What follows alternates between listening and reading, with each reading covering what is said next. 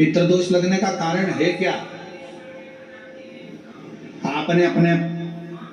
गए हुए पूर्वजों के लिए तर्पण भी करा, पिंडदान भी करा, तिलांजलि भी दी, ब्राह्मण का भोजन भी कराया, सब कुछ करा जो आपसे बन सकता था, आपने सब कुछ करा, सब कुछ। फिर पितृदोष कैसे लग गया?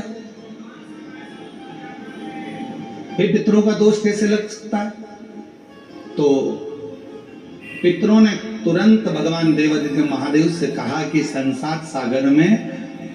माता पिता के रहते हुए उनका आदर ना कर पाना, या माता पिता को जब प्यास लगी उस समय पर जल प्राप्त ना हो पाना, या किसी न किसी रूप में माता पिता के पूर्वजों के आदर से वंचित रह जाना, फिर माता पिता के चले जाने के बाद, बुजुर्गों के चले जाने के बाद वो दोष घर में लग जाना पितृदोष की संज्ञा में आता। और पितृदोष के 4 लक्षण सबसे प्रबल है। ये कोई भी अनुभव कर सकता है पितृदोष के 4 लक्षण में। पहला लक्षण है 1 रुपया कमाओ, 1.25 रुपए खर्च हो रहे हैं, समझ लेना पितरों का दोष है। दूसरे नंबर का, एक व्यक्ति घर में बीमार है, ठीक हुआ, दूसरा बीमार पड़ गया, तीसरा ठीक हुआ, चौथा बीमार पड़ गया, घर में कोई ना कोई निरंतर बीमार पड़ा हुआ है, दवाई गोली लगी रही है, समझ लो पितरों का दोष है। तीसरे नंबर पर आप कोई पूजन की थाली लगाए, किसी को भोजन देने जा रहे थे, किसी को पानी देने जा रहे थे, किसी को भोजन का कोई नाश्ता देने जा रहे थे, और आपकी ट्रे में से, आपकी थाली में से, आपके हाथ से अगर कोई भरा हुआ पात्र पानी का गिर गया, नाश्ते का गिर गया, थाली गिर गई, कोई दूध का गिलास गिर गया, कोई सामग्री गिर गई, कोई पूजन की थाली तुम्हारे हाथ में है और पूजन की थाली में से मालूम पड़े कोई सामान गिर गया नीचे, समझ लो कि पितृ का दोष है। और चौथे नंबर पर पितरों का दोष का वर्णन किया गया, घर में जितने सदस्य रह रहे हैं, अगर वो किसी न किसी रूप में एक दूसरे पर चिढ़कर बोल रहे हैं, क्रोध कर बोल रहे हैं। प्रश्न बहुत छोटा सा, पत्नी ने कुछ कहा, उसका उत्तर पति ने चिढ़कर दिया, पति ने कुछ कहा, पत्नी ने चिढ़कर उत्तर दिया, बच्चों ने कुछ कहा, माँ बाप ने चिढ़कर उत्तर दिया, माँ बाप कुछ बोले, बच्चे चिढ़कर उत्तर दिए, समझ लेना कि कहीं ना कहीं पितरों का दोष। तो भगवान पितृदेव ने अपने दामाद से, भगवान देवादिदेव महादेव से कहा कि संसार सागर में हो सकता है कि संसार सागर में मनुष्य रहता है, मानव रहता है, और उससे गलतियां हो जाती है। तो पितृदोष अगर संसार के लोगों को लगे तो हमारा एक निवेदन है, आप जाते जाते वर दीजिए कि ये पितरों की शांति आपकी आराधना से पूर्ण हो जाए, बस इतना वर दे दीजिए।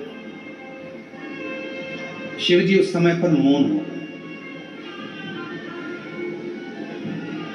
भगवान देवादिदेव महादेव एकदम मौन। पार्वती जी ने शिव जी से कहा, आप हमारे नाना जी को वर नहीं देंगे?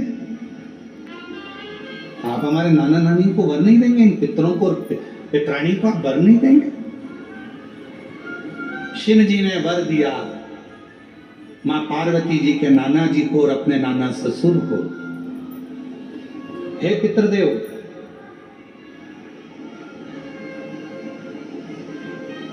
मैं आपको वर देता हूं, श्राद्ध पक्ष के 16 दिन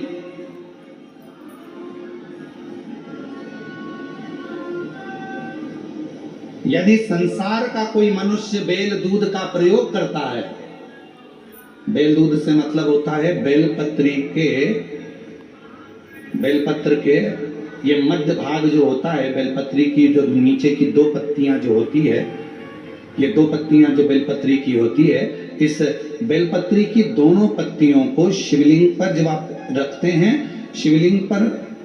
रखने के बाद में आपके हाथ में जो कटोरी में दूध है, वो दूध इन दोनों पत्तियों पर, ये पितरों के भाव से, पितृ पितरानी के भाव से, आप दोनों पत्तियों पर बेल दूध को अगर समर्पित कर रहे हैं, बेलपत्र समर्पित करने के बाद थोड़ी सी कटोरी में अगर गौमाता का दूध है और ये दोनों पत्तियों पर अगर आप अपने गोत्र से दूध चढ़ा रहे हैं, तो संसार में ऐसा कोई व्यक्ति नहीं है जिसके ऊपर पितृदोष लग जाए। पितृदोष समाप्त होकर ही रहता है।